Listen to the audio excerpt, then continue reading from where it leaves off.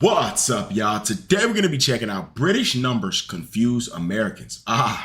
Righty. Now, this one, I'm actually really intrigued about this one just because I don't know what I'm getting into, man. I don't know what could be different about British numbers or how they use them differently, I should say. So we're about to find out, man. Let's hop into it. State New York. I'm from downstate New York. I live now in Brighton, England. And I live in London now. So how long have you been in the UK? 13 years. So I've been living here for 10 years, and I've spent a lot of that time working as a physics teacher in secondary schools.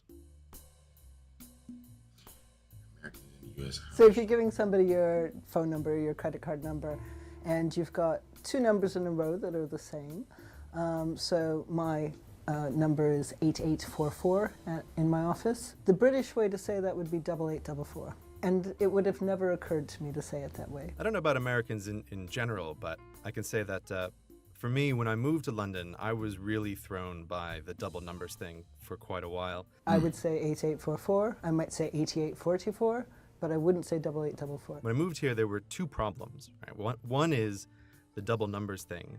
And the second thing is that people say the telephone numbers in a different pattern than they do US numbers. So it was that different pattern plus people saying things like 55, 99. I had such a hard time getting those numbers the first time, and maybe I'm just particularly slow. The thing that always trips me up is I don't know whether to say triple when I get three of those. Yeah, I was thinking I that. had a credit card that had 3 zeros in a row. Do I say 000? Do I say 000? Do I say 000? Do I say 000? I don't know what to say. I'd love to hear from British people and some instruction on how to read my credit card number. Yeah. Off the top of my head, I can't think of having ever heard triple, but I wouldn't rule it out. I don't actually know. Perhaps your commenters can let us know if they say triple. Another example is what happens when you use numbers in the thousands or numbers with 4 digits.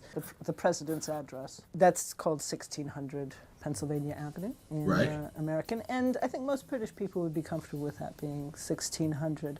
But when you get to a bigger number, Americans are happy to say that as 5300. A British person would probably call this 5300. Yeah. Where I grew up on downstate New York, pretty much everybody around me would say 5300. Like, for example, I know that my parents will say 5300. Mm-hmm. But for me as a kid, I always found that a confusing way to phrase that.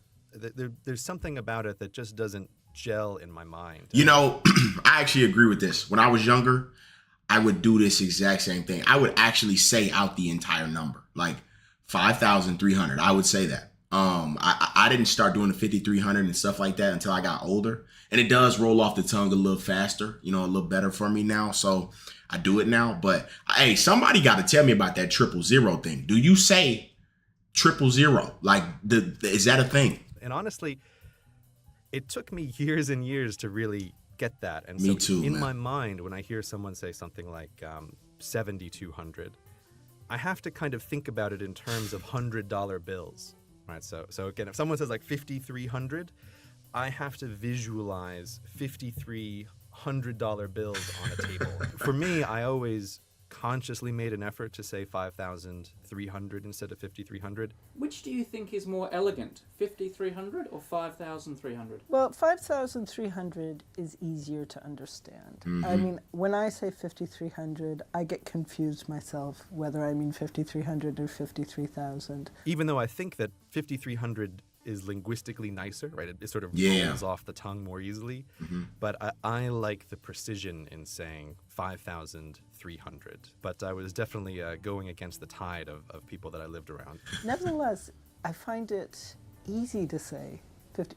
When I'm thinking of numbers, when I want to say how much something cost. You deal with $100 bills in America. Like, it's not rare to come across $100 bills, whereas I don't think there are, now I'm not 100% sure, but I don't think that there are 100-pound notes that are actually produced. I think it stops at 50. And I have only incredibly rarely in my life ever seen someone actually use a 50-pound note. And it's always remarkable. Like at a bank, I'll see someone pull out a 50. So maybe that's why, as an American, it's easier to think in terms of amounts of $100 bills, right? Yeah, that's a good guess. I have 12 $100 bills, so that's 12 100. I don't know if that has anything to do with it, but that might be why British people are not as comfortable with that kind of phrasing. The second year of the 2000s was 2001 for in American speech generally. Yep. But in British speech that sounds weird, that sounds American. You'd say 2001. So 2001, 2001. This is one of those cases where, having lived in London for 10 years, and in particular having taught in front of classes and being very used to speaking to British people all the time, I can sometimes kind of forget these little phrases and which way have I always said it, and just naturally thinking about it, the 2001 or 2001, which way would I have said it when I was in New York? I'm not 100% sure. I think I would have said 2001.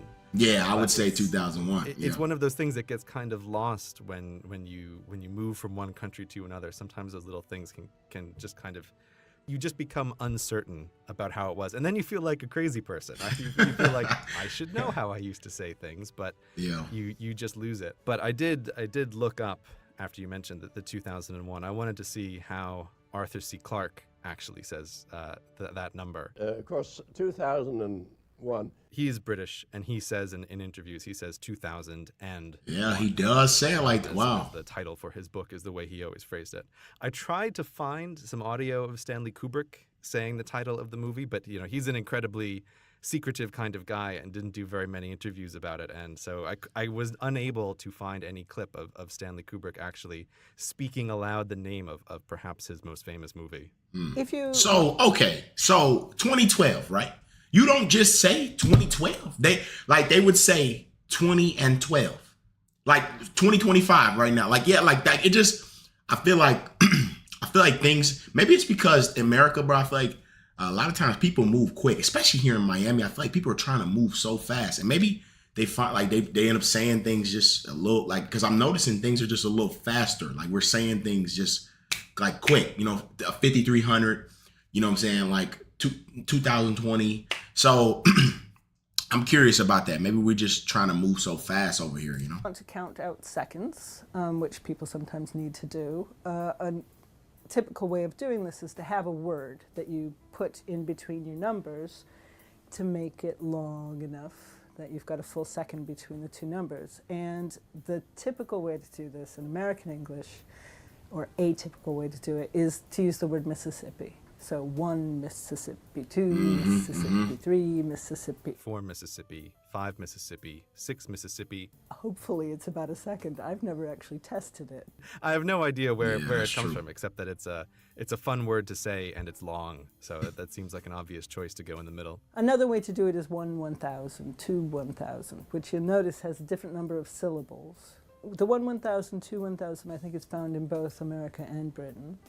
But then in Britain, you've got other ones like 1 Piccadilly, 2 Piccadilly, 3 Piccadilly, What's a Piccadilly? Or 1 elephant, 2 elephant, 3 elephant. Okay. I was trying to think about this, and I don't think I've ever had the opportunity to hear any of my students count in this kind of way that you would do, where you're intentionally doing seconds. So I don't know what any of them would have said, but you asking me about this is basically the first time I've ever heard about Piccadilly or elephant. When I said 1 Mississippi, 2 Mississippi, that's how I learned it, with that very specific sing-song kind of rhythm to help you count out the seconds. And because I've only done this on the blog, I've not actually heard people say 1 Piccadilly, 2 Piccadilly. I'm not quite sure how they're singing it. Piccadilly, I think, is okay. It has that same kind of rhythm as Mississippi, right? So 1 Mississippi, 2 Piccadilly, 3 elephant. Like elephant. Yeah, elephant is work. I don't think that works at all. I mean, 1 elephant, 2 elephant. It's feels a little so fast. clunky. It's no good at all. I have to tell that one. But Piccadilly seems incredibly similar to Mississippi, so I'm perfectly happy with that as a difference. But it's also the kind of thing that I've found people have family versions of that aren't used anywhere outside their extended family. So there's room for lots of variation. We want to hear what word you put in between numbers when you count to make sure there's a second spacing. So put comments under the video. Mississippi, elephant, Piccadilly, 1000, something different. We want to know. People often ask me or express astonishment when they get American addresses that they need to send something to, and the address might be 4 or 5 digit long, the number before the street. So, to live at 2000 787 Main Street or something like that. Whereas, the last place I lived here was number 7. And my mother always found that strange. She often wrote it as 70. She just couldn't imagine that I really lived at a place Just that was only 7? number 7 Yeah. in the great scheme of things. It's funny because Okay, I never yeah. really I tuned never into thought the about that. low house numbers thing. I mean, now that you have mentioned it, it seems incredibly obvious. And yes, I can think of a bunch of addresses in my life here that were low numbers. And it's definitely the case, well, at least it's the case in New York growing up, that I don't think there was ever a house number that was less than 100. So I knew people who lived in 100 or 107 or 109 houses, but I don't think there was ever a single address that was below Yeah, that same. number. Yeah, Where I'm I'm same. You never have a single digit. You rarely have a two-digit Yeah. street address.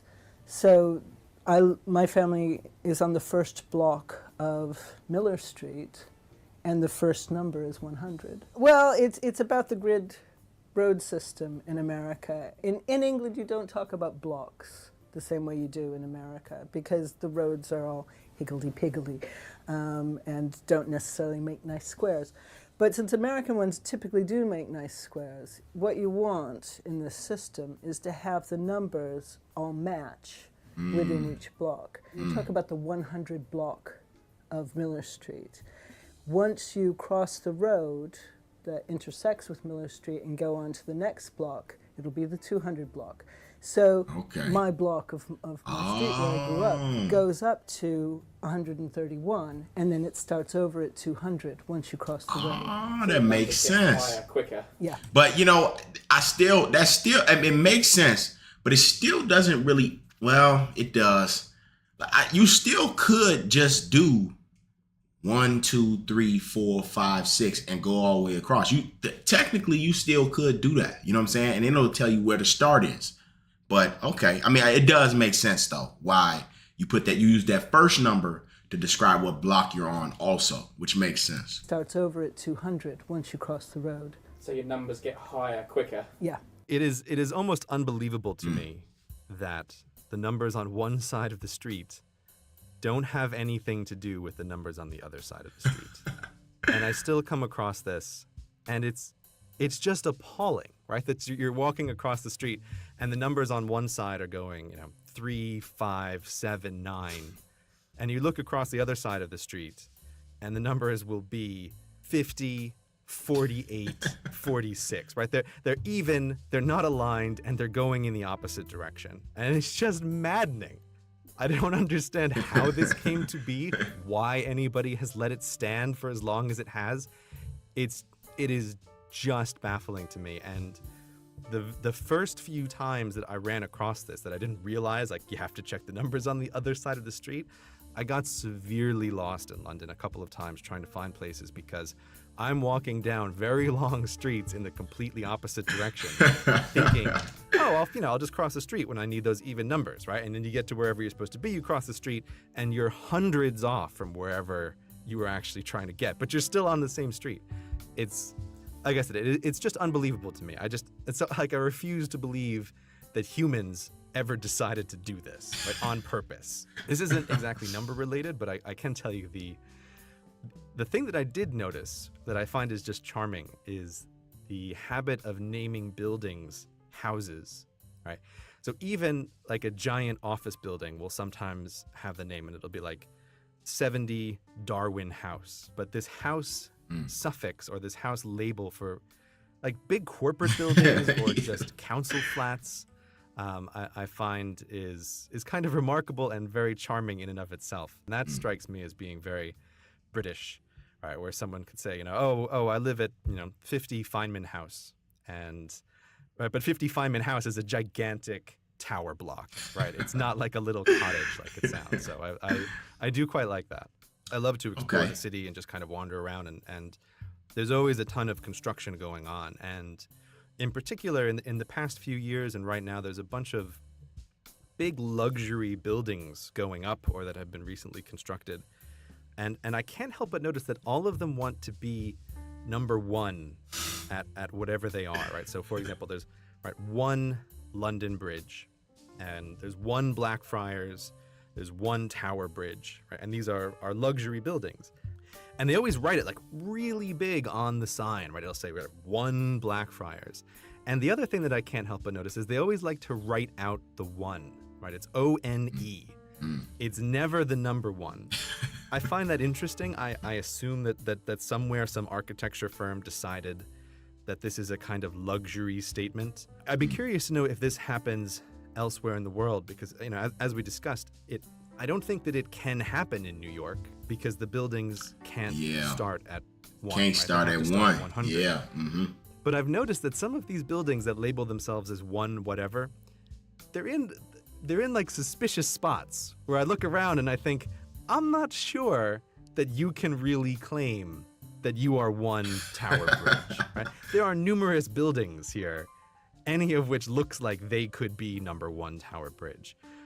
So I have my doubts about the accuracy of this number system. Although, you know, with the street numbers, you know, who knows, right? You know, the numbers don't have anything to do with anything, so they could just be all over the place. Okay. Wow. Now that I've actually never heard about. This one thing, I've never heard about that. But the house thing does make me curious. How do they classify? 10 times more. How do they classify buildings? I mean, I should say apartments. Like, what do they do about apartments? Is it the same as how America does it, or do they do things different? Because we might say unit, we might say apartment. It just depends on where you're at. You know what I'm saying? Like, you know, when I was younger, I lived in an apartment. They said apartment, APT, you know what I'm saying? But sometimes it was unit, you know, depending on what block you were on. So I'm curious about those things as well.